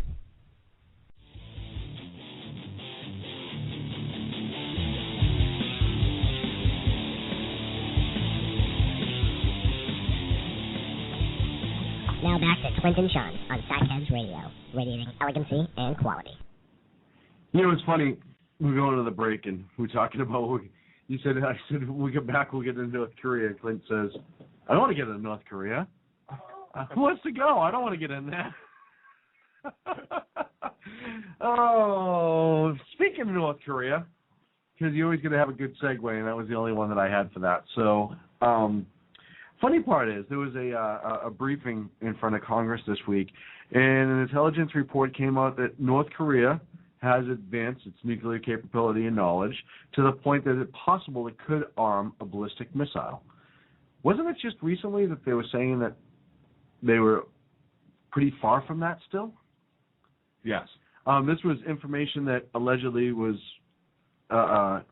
supposed to be classified, and for some reason it made it into the public forum aspect of this. I almost wonder if that was accidentally on purpose, if some people said, hey, you know what? People kind of need to know what's going on. People might need to know. Which I've been saying when we talked about North Korea a couple of weeks ago, I said the same thing. We're moving all these ships into this region where all of a sudden we're upping our missile shield that this administration didn't want to spend the money on a while ago, and then now all of a sudden they kind of need to do it. We have... like I said, 2 missile defense shield ships or 2 missile tracking ships. We have the brand new X-band tracking radar that was moved into the area. So, I read something more. North Korea is now threatening Tokyo also. Really? Yep. If tensions rise, they're warning Tokyo is going to be the first target if they decide to play to fire off a nuke. Well, and they also they think they're going to either test a missile or they moved 2 missiles to their east coast this week, and they've raised and lowered the launcher a few times, which is. I found the Fox News story at foxnews.com that talks about it, and apparently the warning from North Korea came in response to Tokyo. I guess Tokyo has orders to destroy any missile heading toward Japan. Okay, so let's follow the logic here. Tokyo is going to destroy any missile heading towards it to defend itself. So North Korea says, well, that's fine, then you'll just be the first. Okay, so if we defend ourselves, that makes you angry. Yes. What if Tokyo says, okay, we're not going to destroy any missile coming in it? Okay, then we'll just leave you for later, but we're still going to attack you. I don't... And again, because we've, they keep throwing out the word bellicose threats and bellicose nation, blah, blah, blah, blah, blah. But at some point, as we've discussed before, do you take them at their word? And Yes. now it's starting to. You have to. You have We to. talked about this. And they know they have to because they're starting to take preventive measures. Now all of a sudden they're actually nervous. They've closed everything with the North-South. They've closed that, I think it's in Kaesong, but that border industrial complex. Mm-hmm. They've made these outright threats, and you could say that it's, Little Kim who's standing on his podium trying to... Little Kim, the hip-hop artist? No, the leader of North Korea. Oh, okay. I get those two. I get. I don't know if he's called King. I forget how they do that. They say he's saber rattling, and he's just trying to get the attention because I read the reports today. It said, every couple of years when they get really hard up for food in that nation and stuff like that, they do things like this to get the attention, and then they start to negotiate a little bit to get more goods. This is the furthest, and correct me if I'm wrong. This is the furthest that they've gone after to this extreme. Now, they sunk that ship, I think it was 2 years ago, the South Korean ship. They shelled the South Korean island, and they were regional, and they've always had little skirmishes with South Korea here and there that they've maintained regional. As I talked about earlier, they attacked the KAL airliner back in 1987. But now they're starting to go beyond their region. They went after us verbally and threatened us outright, see a fire, and they released all those videos. Now they're discussing Japan, which they've made statements, and they've had a long history of anger with Japan. For the longest time, they were kidnapping Japanese citizens to bring them into the country to teach the Japanese language and a whole bunch of other stuff. So he's really starting to push the issue. There's speculation that he's doing it because his military is in a little bit of disarray since he's come to power because of his age and who he is. And some people have speculated that there may have been a military uprising from within, so he's doing this to kind of get everybody on board, that common enemy as we talked about before. Hey, you know what? I know you don't like me, but we really hate them, so we all have to get on the same page to maintain control. I just feel like the cost of what he's doing needs to be tallied at some point, and he can't go unchecked. And right now, I mean, the president came out this week and he made some words on North Korea, which is really the first time that he said anything since this has all gone on. Well, yeah. Well, I mean, why would he feel the need to say anything about it? They just threatened to turn us into a sea of fire. Why would the president of the United States need to say anything at all? Huh. Well, then never mind. I finally have a 1-minute clip of Obama on North Korea, so let's play that and we'll discuss it. Okay. We both agree that now's the time for North Korea to end the kind of belligerent approach that they've been taking and to try to lower temperatures. Nobody wants to see a conflict on the Korean Peninsula. But it's important for North Korea, like every other country in the world, to observe the basic rules and norms that are set forth, including a wide variety of UN resolutions that have passed. And we will continue to try to work to resolve some of those issues diplomatically, even as I indicated to the Secretary General that the United States will take all necessary steps to protect its people and to meet our obligations under our alliances in the region. Well, all right. Why didn't Obama just challenge him to a cage match? or remember Heartbreak Ridge? Matchup. Well, it's one of those things. I'm glad he finally said something, but he could have been a little bit stronger with that. We want to lower his temperature. Actually, I want to raise it a few million degrees. You know what? Wait, what? I come out and be strong in times like this. I'm glad he said something. Listen, I give him credit that he said we'll defend the American people no matter what and at all costs. He has to say that. He does have to say that, but he did say it, which I'll give him credit for not ducking that part. He did allude to the UN and the resolutions that have been failing miserably, and they have for some time, just like they always do, because the UN is just a completely ridiculous body. We've been pretty good about giving the president credit. I'm not willing to give him credit on this because he should have come out and said something a long time. The day of the Sea of Fire thing. Yeah. It's funny. The day after Benghazi, when they were trying to make something disappear, he came out pretty quick on that. And now when you threaten, and you know what they say? We didn't know, and you know, I'm going to play the clip from Jay Carney. They downplayed this declassified portion that made it into the intelligence report to Congress. But the simple fact of the matter is, I don't care what nation it is. Somebody comes out and says, I'm going to turn you into a sea of fire. I expect the commander-in-chief, the man who's elected by the people, to serve the people, to protect the people, that's part of his job, is make sure we're protected, to come out and say, yeah, no dice, dude. I don't even try. That's why I'm not willing to give him a lot of credit on coming out now, because number one, he's come out way too late for me to say anything of substance, and he really didn't even say anything of substance. We're going to honor our alliances and our treaties in the region and defend our people. Okay, we know you're going to do that. We would hope you would do that. You didn't say anything else. I mean, UN resolutions, we all know those are a joke. Right. Any evil regime doesn't pay attention to those. They don't care. The only people look who win with look UN. at Iran and look at North Korea. They don't care. Look, even the Chinese think this guy's crazy. They just practiced a bomb raid drill in the city that borders North Korea. They know this guy's nuts. Yeah. So, you know, there was a major or a general over in China that came out and pretty much told us that we need to back off this a little bit. Not us, the Sack Kids radio show, but us as a nation. And, okay. I thought maybe he sent us a letter. And you know, like that other general did. With that, yeah, well, right. You know, but we straightened that out after coffee. You know, it's one of those things where you never know what's coming out of China, because I understand that. Well, like toys and games, all those things lead coming paint, out of China, pretty much everything. Small choking. We have here. You know, I know everyone likes to paint China as this democratic leader of the world, and now they're free people. Like people, right? People seem to forget that they're still communist China, and they still have their own interests first, and everything else afterwards. But there are other nations. You know, the new president in South Korea, she came out strong right away and said, hey, you know what? Kind of something along the lines of, we kind of think this is rhetoric, but don't screw with us. Yeah.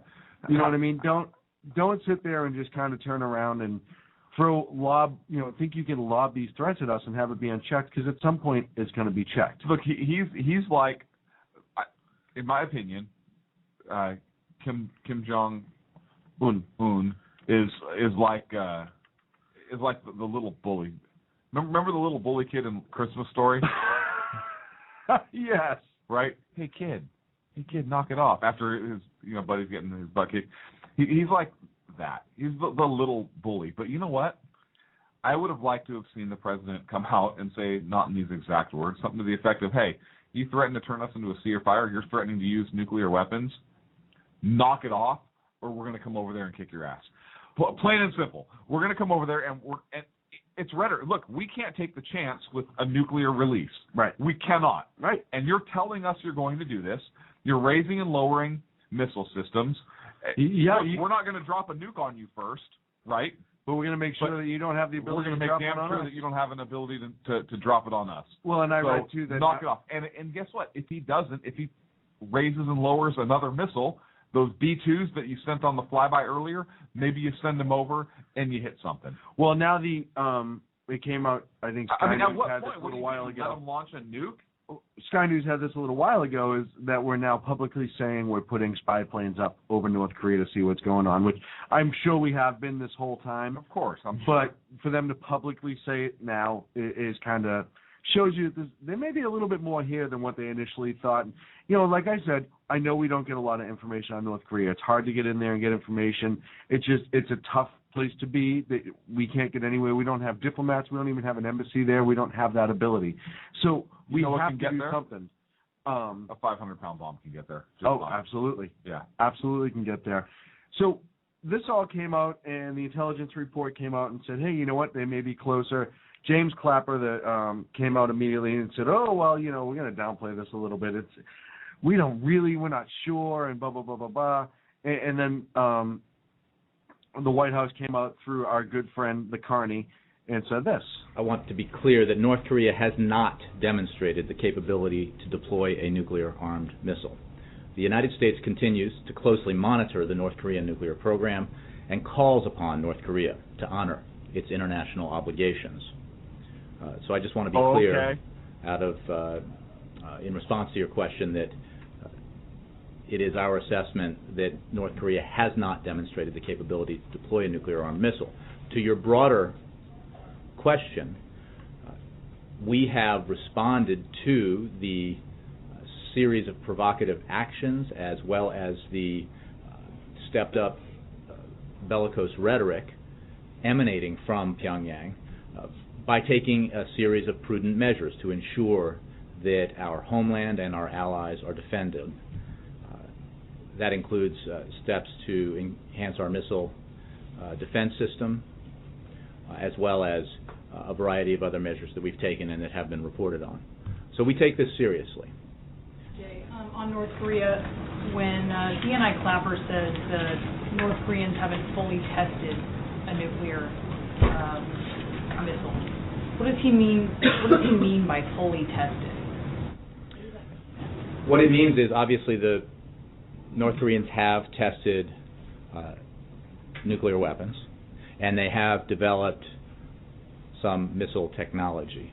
What they have not done is demonstrate a capability to deploy a nuclear-armed missile, attach a warhead to a missile and fire it. There is no question that they continue to, in direct and flagrant violation of their commitments, to develop these programs, and we have seen them do that, and they have suffered consequences for doing it.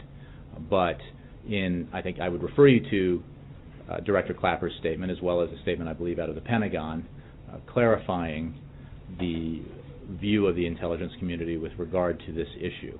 There is no formal IC assessment that would suggest that the North Koreans have developed that capability. And at which point, immediately afterwards, he picked up a bucket of what was believed to be water and threw it over the press corps, and it ended up being confetti, just like the clowns do. So the carney was nailed. Hey, don't you feel better now? Didn't what he said just make you feel better and how much safer we are? Notice the carney said they haven't. It is our belief they haven't demonstrated it. Okay, so they haven't launched a nuke yet. Yeah, that's basically what. Do we want to wait for them to demonstrate that? They haven't demonstrated it. Okay. So you want them to demonstrate it? I mean, where do you want them to demonstrate it at? Tokyo? They've been talking about Tokyo. How about us, Sea of Fire? That sounds swell. What about South Korea? Where would you like them to? Are we going to wait until they demonstrate somewhere? Yeah, no. One of the things that is missing out of this White House is intestinal fortitude. Testicular fortitude. Testicular fortitude. Yeah. They just will not step up and just be like, cut it out no matter what. Stop. Absolutely stop. It's funny because they did it a little bit with terror at the beginning when he first got in the White House, but I almost think because it's almost like a faceless, there's no actual leader, it's not a country, so you can come out and be strong against terror and you're speaking to a broad group of people, not just Muslim extremists, but, ALF and domestic terrorists, so you can get away with that. That was a good show. I loved ALF. And that was a good movie. Melmac. And that was a good movie. Elf and Elf. Yeah, no, both were really good movies. TV show and a good movie. But you can get away with that because you're not going after. He doesn't call out one specific nation on a regular basis. Did a little bit with Iran, but not. He wasn't called out Israel. Oh right. Oh, wait, he does. So I stand corrected. He did. Yeah. But yeah. So did he call Canada out for something? Being too nice. Right. Too many Tim Hortons. But at some point... And thanks for the chive. KCCO. Hey, do you think the president chives? No. I don't think he's that cool. Yeah, I agree. I don't think he's as cool as people think he is. And I'm not... This has nothing to do with his presidential job. This has nothing to do. I just don't think he's the cool guy everyone keeps trying to make him out to be. I think public Barack Obama is like kind of cool, kind of like swagger guy.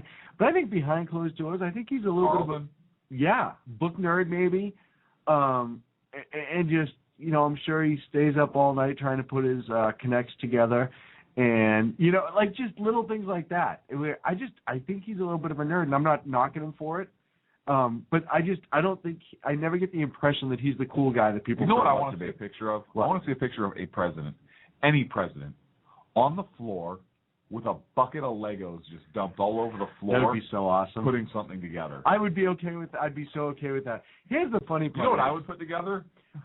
I think the problem with that is if they brought a bucket of Legos into the White House, they would never get Biden to go to work again.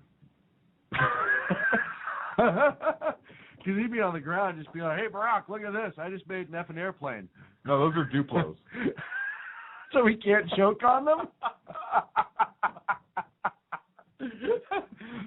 Look, this fits in my nose. Come on, Joe. We have a press conference later. Hey, look at this. I made a helicopter. Look, this is a big effing deal, Barack. That's great. My kids are here, Joe. You know, we're trying to have dinner. Okay, I'll be outside if you need me.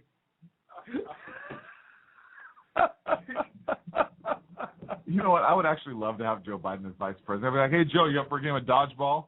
Oh, yeah. No, any sort of, like, you could challenge him to anything. You want to have a milk chugging contest? Sure, let's do it. You want to see who can jump the highest on a mountain bike? Sure, let's do it. He won't back down, and it has nothing to do with him. Just that's what I get out of Joe Biden is no matter what, he has to be better than everyone else, or at least try to be. It's just he must have been in the ER as a kid with the stupidest injuries, just sticks sticking out of things, like an arrow sticking out of it. Like, you know, he has just hurt himself in stupid ways. That's just the impression I get by Joe Biden. Just, hey, you want to snort cinnamon? Sure. Like, just, you can get him. You know what, Mr. President, if you're listening, and I know you do, if you're listening to the show tonight, start publicly betting Joe to do ridiculous. Just dare him. Dare him. Just do ridiculous jackass-like things, like just the shopping cart down the hill. Because you know why? Because you're not going to be facing re-election, and he's not going to get the nomination. And you might as well have fun with it. Might as well have fun with him. Because you know he'll bite. Like, hey, Joe, take your teeth out. Yeah, do a whole press conference. Take your teeth out and smile. Just do the whole press conference, let your teeth fall out during it on purpose. Just see what happens. Why not? Oh, that sounds like a great idea. Mwah, mwah, mwah. You know, that's my Biden impression, by the way. I don't even know where you got that from. But Joe, let me Sharpie and draw wrinkles on your forehead because you have way too much Botox. Hey, Joe, do the whole interview, suit on backwards. I dare you. Damn right, I'll do it. I have no problem doing it. Ha ha. Joke's on you, Barack. I Take a belly shot off a Tipper Gore. Yeah. Ready to go. Joke's on you, Barack. I won again. And he'll think he wins. That's the best part. When Obama gets out of the White House, if he releases a video like stupid Joe stunts, you know what I mean? You know how they had bum fights and all, like Jackass, and that was the big. If he does that like Punk'd with Joe Biden, I would give him so much credit because that would be outstanding. You know, instead of writing like a presidential memoir, have like a Joe Biden video. Right? That would sell. So I would buy that and watch that over and over again. Having Joe Biden as a vice president is better than having Dan Quayle as vice president. Oh, he's just... Dan Quayle made some gaffes. I mean, he was an intelligent guy, and Joe Biden is, I believe, an intelligent guy, but... Yeah. Yeah. Comment in the chat room, Biden's mom, Joe, just because the sackheads jumped off the bridge doesn't mean you have to as well. So... I said the man can absolutely... I bet you could bet him into anything. That's just me. Hey, Joe, I bet you won't call this show. 347-205-9399. Vice President Biden, we would love to have you on the air. Speaking of phone calls, we're going to take one right now. Nice segue. You like that? You like how we did that? Yeah, I painted it red for you to ride. Caller, you have a question. Hello, hey, you're on the air. Brian Trevig. Hey, how are you? Hey, it's Brian Trevig. I'm running for president for 2016. Perfect. Excellent. What's your platform? First off, let me tell you, I was going to go in serious, but you guys are rocking with this shit as far as Joe Biden. You're absolutely right. I mean, he will agree with anything that goes through Congress. Hey, we're going to do this. Okay, let's do it. You know, he's just like, he just goes with anything, and so that would be fucking perfect. You know what? Have you seen Secondhand Lions? that movie where those two old guys die like in a biplane trying to fly through a barn? That's Joe. Hey, Joe, I bet you can't fly through that barn. Hey, I can. It was great. Yes, I think it's wonderful. That's perfect. You can't tell me he doesn't drink. I don't care what anyone says. The man has to pound Coors Light nonstop. No, I think he just maybe drank so much when he was younger that it's still in his system. Oh. He's still wet. So tell us about your run for presidency in 2016. Okay, for 2016, I got to tell you guys, I mean, shit's fucked up. It's totally messed up. Totally messed up. We're $17 trillion in debt, more than any president ever combined, and he's throwing parties. Obama's throwing parties, and it's just going crazy. You guys, it's going first of all, crazy. Listen to everyone in mainstream media. The $17 trillion debt is not his fault. Somebody else did that. Well, I'm pretty sure. I think George Washington did it. Yeah. So. We have that. George. George, who never took a salary. George Washington never took a salary. Right. He was just some white rich slave owner. He had that company credit card, and he loved to charge things on left and right. He started this whole mess because he was the first one. He set the standard. And now, as far as the parties, listen, as we talked about earlier, he is known as the rock star president, and you can't be a rock star without a few parties. Now, come on, you're hitting them in all the wrong places. You're not being fair. That you don't understand. You're trying to point out facts. Obama? Yeah. Well, you're trying to use facts and reasons for why he's not doing a good job as president, and that's not. They don't like that in this country. They want you to just kind of swallow whatever they say and go with it. Yeah, so you're not supposed to use law. Yes. Yeah, that's right. That's my platform. You guys, I'm sorry. That's my platform, is to bring it back to the basics and be simple and be simplistic and logical. I am so out of luck. Let me ask you this: Would you listen to a show if we did a show from a progressive or Democrat standpoint where we were not allowed to use any facts during the show? Well, yeah, because I love entertainment. Okay, we may have to do.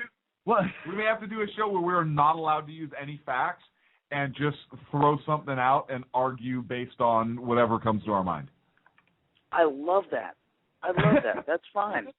That's fine. I'll tell you what, the show prep for that would be so easy. It'd be so easy. What am I talking about? I don't know. Whatever comes. I was just saying. Well, that might be the good show to practice our theory of seeing if we can actually consume beverages during the course of the show and see what it turns out to be at the end. Because if we're not going to use facts and reasons, we might as well just think. Right. We might as well have Jack Daniels come in the studio for an interview. I'm just saying it's an idea. Right. Right. And you can interview Jack, and I will interview the captain. Yeah, hey, so you know what? The captain's always welcome in our office. What else would you run for on the platform if you were nominated by the GOP tomorrow? Oh, damn it, you guys! Well, just listen to my YouTube speech. I have a speech on YouTube. Where can people find it? Because we're running out of time here. We're running to the end of the show. I know you are. Just type in my name, Brian. Brian Treybig, Treybig. Treybig. Yeah, Treybig. Brian Treybig, YouTube president. I think I've seen you. I have a Blog Talk Radio show as well. Okay, good. I have seen you before. All right. Okay. Now I know who you are. Then welcome. You want to go ahead and talk about your show? No, man, it's a random show. I appreciate it. I've gotten more views just doing the President of the United States thing than I have in the comedy aspect in a little while. But it's a random show. It's the only POTUS show on Blog Talk. As a matter of fact, if you look up President of the United States, it's the only show about the President of the United States on Blog Talk. It's fucked up. Well, hey, man, I appreciate it. We're going to have everyone check it out on the YouTube. I'll see if I can get Sokka to put it on a link.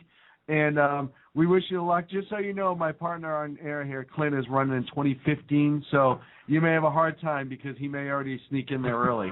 That's going to be the campaign we're running in the next 2 years. We're going to try to get it in. Hey, thanks a lot, Brian. You take care, man. Good luck with everything. How about? You too. You guys as well. Excellent. Thank you. Thank you. Right, take Bye. You know what? I love when we have calls like that. Yeah, you know what? I love when we just have fun on the show and we don't take everything so seriously. Not that we ever really take anything. No, but we have our serious moments. Name 7. Oh, 7? No way. Okay, that's what I thought. You know, Rooster's all upset because why? Because we chastise him when he swears on the show, but it's okay if we drop it on the other side. But what I like to point out is he swore early on. Yes, he did. When he called the in. Entire show. Right, he broke the seal, so to speak. Yep, so as soon as the seal's broken once, yeah. And then we even let Brian swear first several times before we unload. Absolutely. Prior to chiming in. We didn't even unload that much. So we don't necessarily bring the show to the gutter. We have no problem stepping down into the gutter when the show's already there. Once the show's there, we might as well just wallow. Speaking of show, thank you for Rooster from conservativeoutcry.net for calling in. Thank you for Brian Trabig for calling in as well. Thank you for Brian Trabig. Check him out on YouTube. He's running for president 2016. We had our first presidential candidate on the show. He's declared, right? Right. So it may be worth it. You never know. We could be holding this tape for millions right now. Just saying, down the line. Because I don't know if our listeners know this, we actually do still use tape. Yeah. So that sound you hear, that reel-to-reel, is actually... well, how else can I play And our notes are on microfiche, so... How else can I play it in my 8-track on the way home if it's not on tape? I don't know. So, thank you. Reminder, next Friday on the 19th is the Road Rally in Sacramento for a No Liberty, No Peace ride in Road Alley. Check it out. Did I say Road Alley? Road Rally. And we have a show that night. We do have a show that night. Check out Sons of Liberty Riders of California. It's a great organization that does wonderful things to help promote liberty in and around California. We will be here next Friday evening. And I just want to say for our listeners in California, something to kind of a pick-me-up, make you feel good. The Liberal Democrats have a supermajority in the state legislature, both houses, as well as a Democratic progressive governor. So, yeah, hey! I wanted to leave you with that happy thought for the weekend. Thanks for listening. Sackheads Great. Radio. I won't sleep now. Check us out, sackheadsradio.com, on Facebook.com/sackheadsradio. Please like it. You can also check us out on Twitter @sackheads. We will see you next Friday night at the exact same time. For my partner, Sackhead Clint, this is Sackhead Sean saying to you, listen to this music.